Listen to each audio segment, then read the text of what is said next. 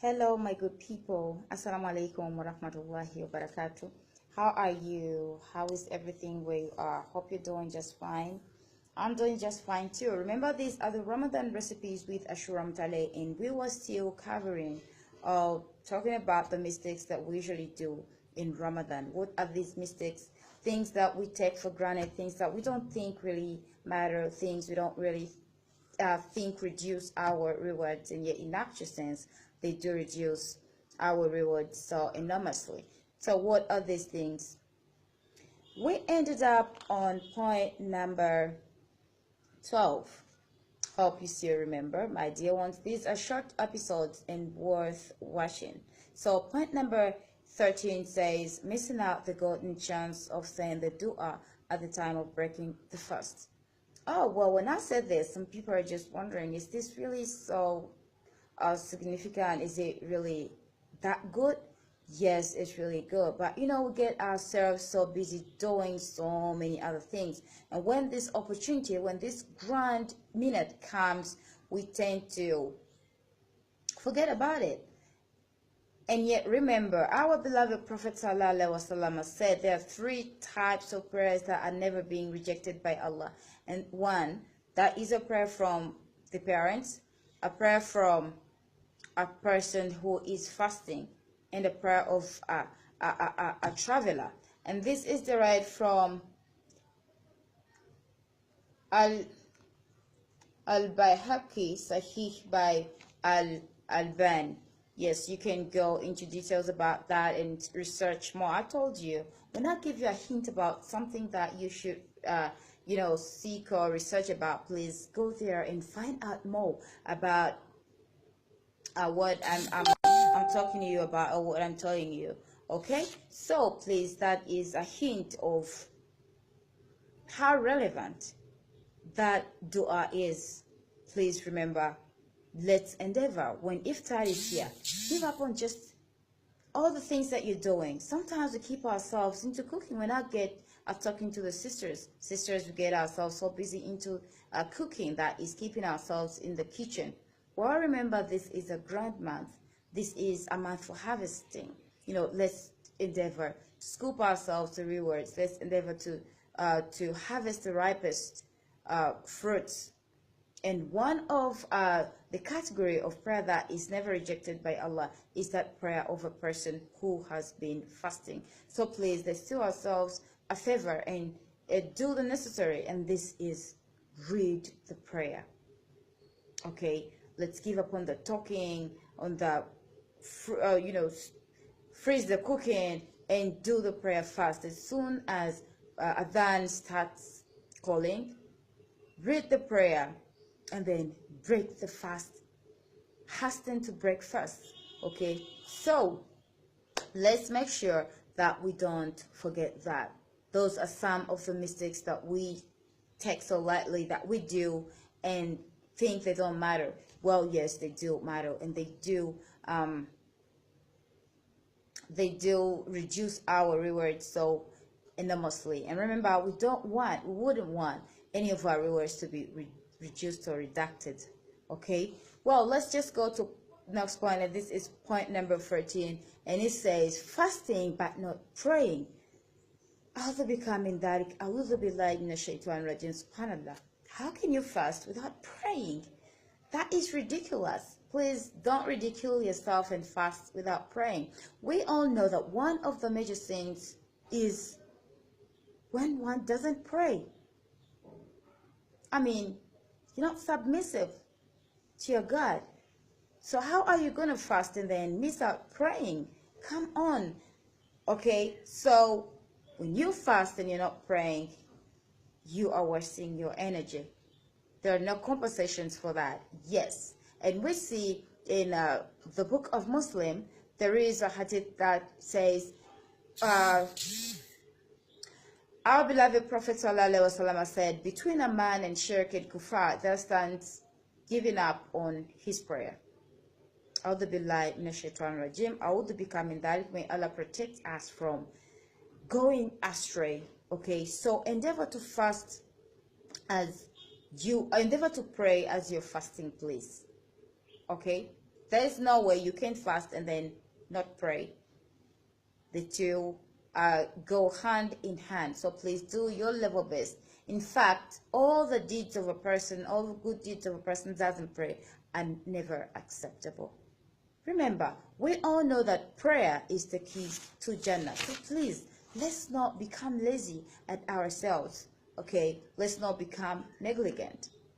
Okay, we still have another hadith from Bukhari, and it says, whoever does not pray after prayer, his good deeds will be notified. SubhanAllah. Okay, so they're trying to give us the importance of these prayers. So please, let's not become reluctant. Let's not become negligent. Let's do the necessary in the right time while we still can. Let's get straight to the other point, and this says fasting and not wearing hijab.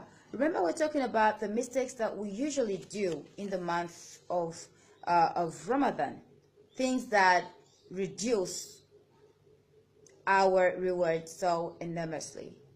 Okay, things that we take for granted, things that we don't consider as being that important, and yes, they are so important, and they are affecting us if we keep doing them. So please, if you get yourself a chance to know these things, try your level best and don't do these things, please. And I'm going to request you for all my videos, please, simply like, comment, and share the video, because you will never know who else is going to watch this. People who don't have an idea of what it is, like we are making mistakes or not. Okay, so please, let's spread the word. Let's inspire the ummah. Okay, and let's give an opportunity for other people who are so curious to know about Islam. There are so many people out there who are so caught up in the middle of the road, and they want to know what Islam is all about. They want to revert to Islam, but they still can't have an idea of what the real picture about Islam is. My videos are doing it, please. So let's give them a chance to know more about Islam. Who knows?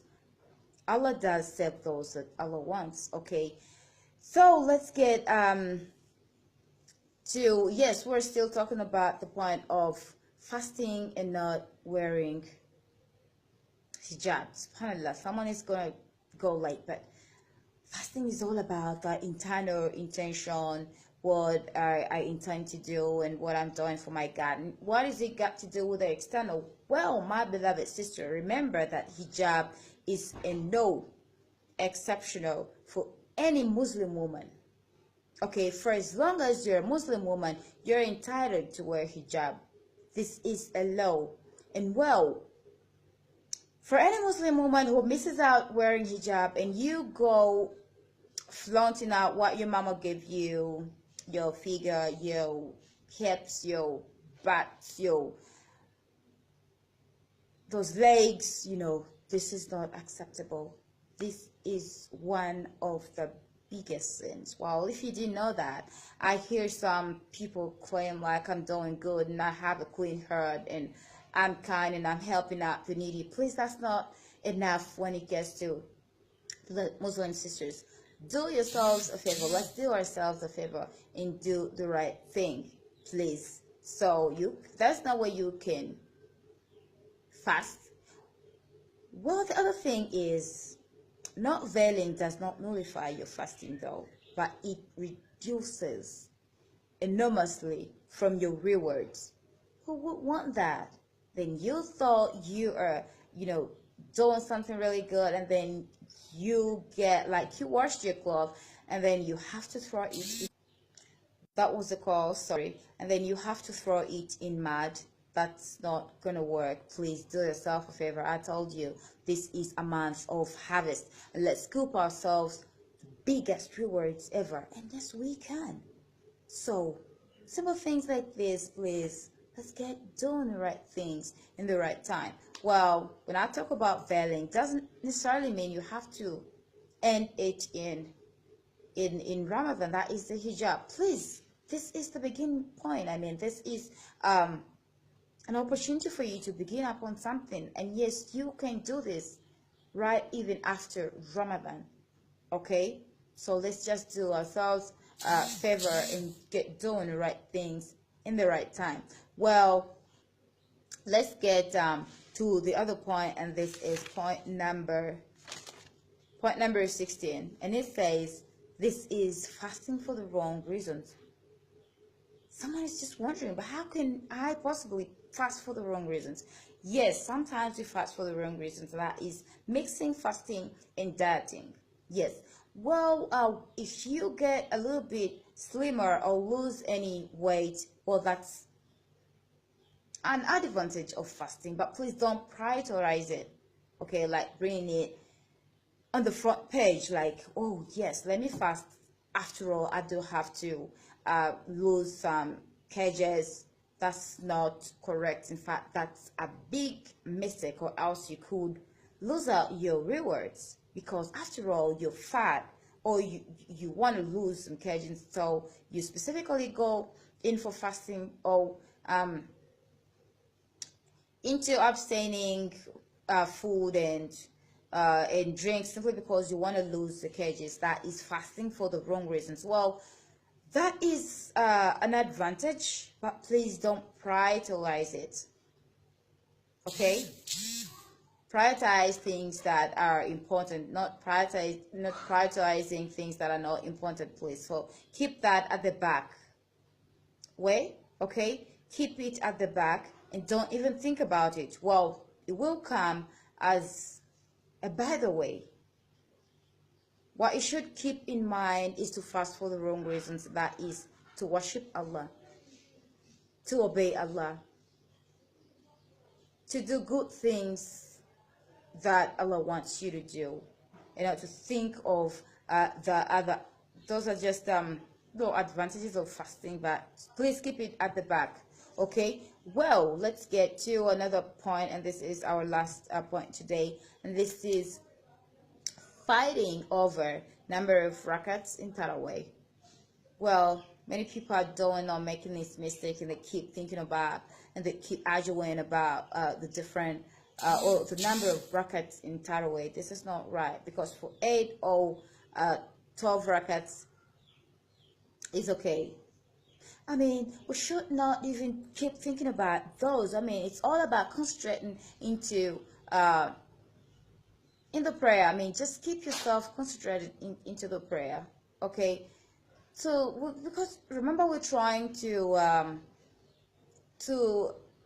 please Allah. Okay, to do what Allah wants us to do. So let's not get arguing over small things, because if you pray Tarawih in the right way, Allah will reward you for even the smallest rakats. Okay, like 2 rakats. So please, let this not become an issue.